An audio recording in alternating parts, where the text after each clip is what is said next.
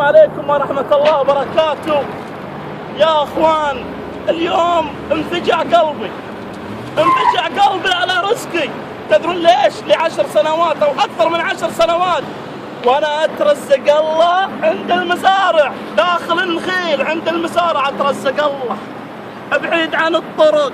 بسطني بالحواري قال ترى ممنوع، بسطني قال ممنوع على عيني وعلى راسي، اشياء ممنوعه. جيت في وسط القرى داخل المزارع وعند المزارع. الان يا جماعه الخير جاتني البلديه وعطتني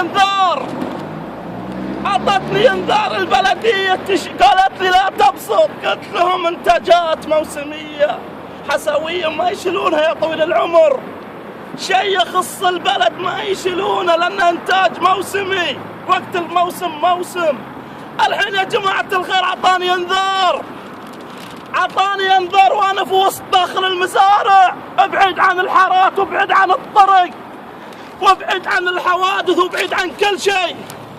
الحين عطاني انذار اشيل اغراضي، انا اترزق الله، ابي اكل عيالي، هذه وظيفتي، هذا رزقي، عمري كله قاعد ابني حياتي من النعمه هذه، جالس اترزق الله. الحين جاني انذار شيل اغراضك، والله ثم والله ان هذه حقت بنقالي، والشارع كله بنقاليين ولا عندهم اقامه مزارعيه، اكثرهم اقامه سواق وبناي. العبوا في حسبه الشارع، لعب يطلعون الملايين من هالشارع البنقاليه ما شالوهم. اليوم انا مواطن سعودي يبي يترزق الله، ما عنده وظيفه ولا عنده عمل، هذا رزقي عيالي. ترضون اروح اسرق؟ هذا رزقي وجاي النشا اغراضي وين اروح؟